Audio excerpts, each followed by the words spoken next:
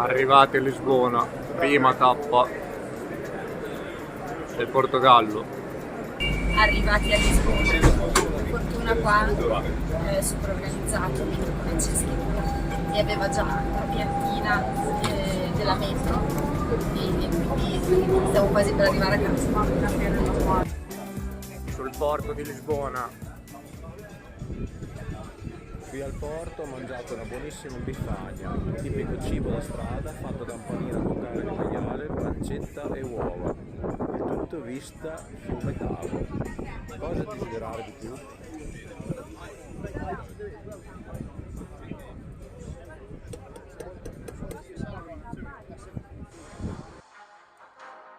Ci dirigiamo verso il quartiere di Belém, utilizzando i mezzi pubblici grazie al biglietto valido 2 giorni costato 13 euro. Arriviamo così al monastero di Geronimo. Qui ci saranno 2 cose da vedere, il chiostro e la chiesa, per cui è necessario fare 2 file diverse. Costo del biglietto 10 euro, ma assolutamente ne vale la spesa.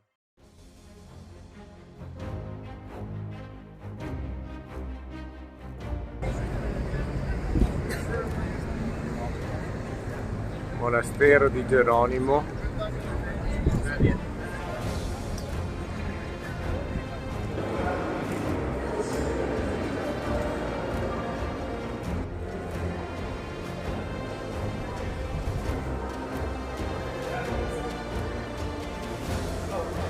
Il re Manuel di Portogallo finanziò tutte le spedizioni di circumnavigazione della terra e arrivò a possedere il Brasile e le Indie fino alla Cina. Di questo splendore arricchì i suoi fortieri e costruì 2 edifici. Il primo è questo monastero in cui è sepolto Vasco da Gama e la torre di Belém che vedremo fra un po'.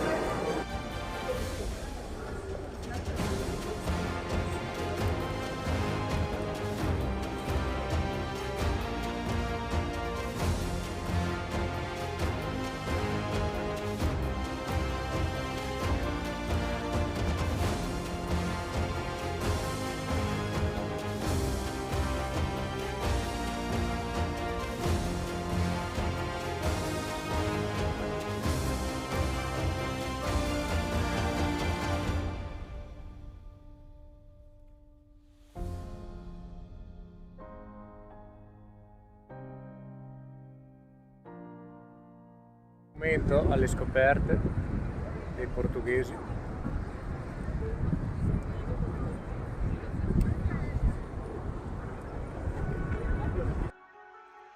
Costruito sulle rive del fiume Tago, punto di partenza delle grandi avventure marinare, il monumento alle scoperte è una caravella in pietra bianca, realizzata nel 1960 per ricordare l'epoca d'oro della storia nazionale. Sulla prua è rappresentato Enrico il Navigatore con una caravella in mano. Dietro di lui, sui 2 lati, ci sono gli eroi portoghesi che parteciparono alle scoperte, tra cui Magellano e Vasco da Gama.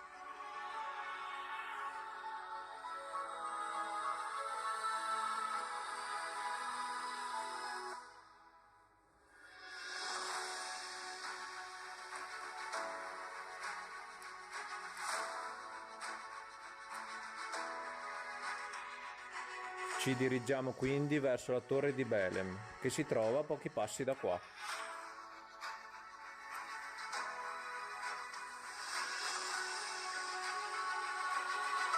Arrivati alla torre di Belém, purtroppo anche se il sole qua alle 5:30 non ha più voglia di lavorare, quindi è chiusa.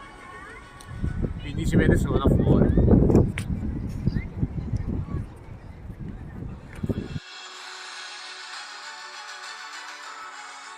La torre di Belém è stata progettata dal re Giovanni II e fu ultimata all'inizio del 1500 sotto il regno di Manuele I. La torre è alta 30 metri ed è un tipico esempio di stile manuelino portoghese.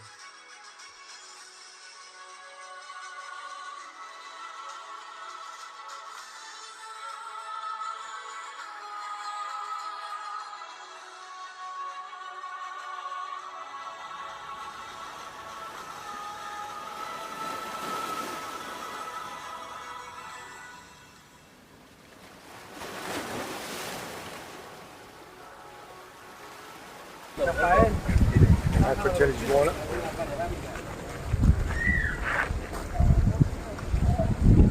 Super caldo. Lisbona è nota per essere la città delle 7 colline. Ognuna ha una storia e rappresenta un particolare punto di osservazione sulla città. Il castello.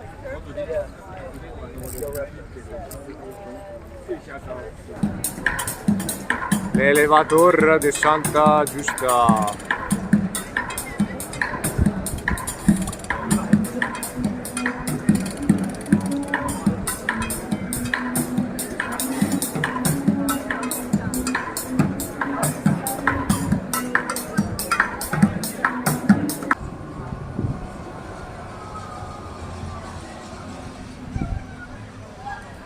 Il sé.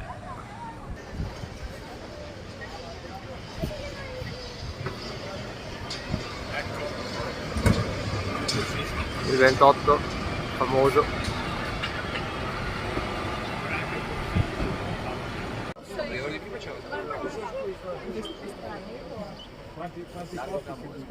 Siamo sul famoso 28.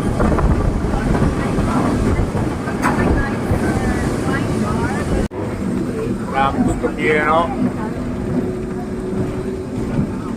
Questa è la carrozza dentro.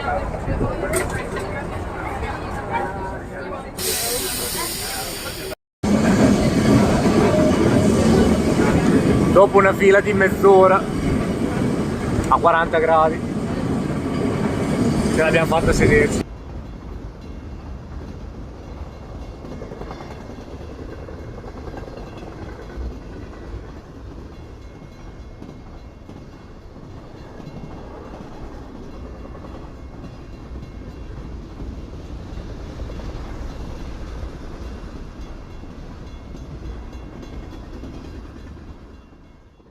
Galeira, dove c'è il percorso iniziatico fatto da 9 giri come i gironi dell'inferno di Dante. Questa è la fila per entrare. Scendendo, se alla fine del percorso trovi l'acqua vuol dire che hai trovato la strada giusta e sei puro, altrimenti rinizi il giro. Stiamo entrando in questa fessura. Ricordi quei trenini? Eccoci all'interno, verso gli inferi.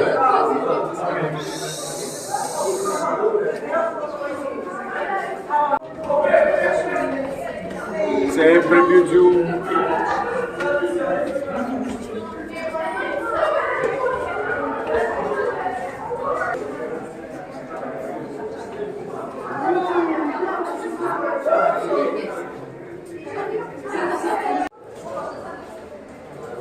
Proseguendo il percorso sottoterra e adesso a destra e a sinistra. I miei sono andati a sinistra. C'è un bivio, bisogna cercare l'acqua. C'è un bivio a destra o a sinistra. Andiamo a sinistra.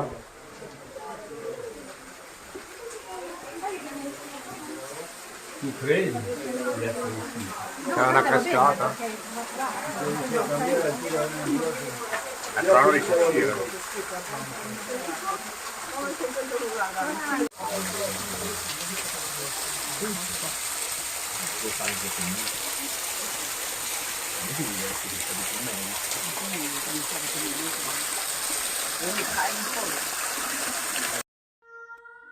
Il Palazzo da Pegna è stato costruito a metà del 1800 sopra le macerie di un convento ed è considerato come una delle 7 meraviglie del Portogallo. Nella sua architettura convivono vari stili: neogotico, neomanuelino, neorinascimentale. Ludovico II di Baviera ne trarrà ispirazione per la costruzione del castello di Neuschwanstein. Eccoci al Palazzo da Pegna a Sintra, dove c'è la fregatura dell'ingresso.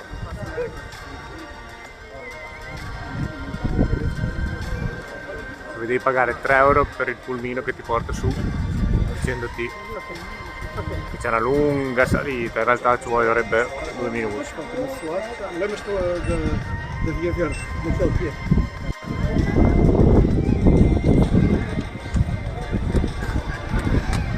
Fatto da un personaggio un po' particolare.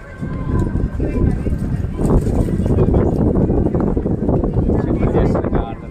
Andiamo. No, non puoi vedere. Anche perché guarda che da Volvo.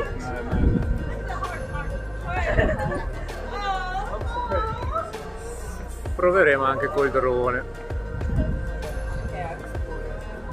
Se questo vento ce lo permette.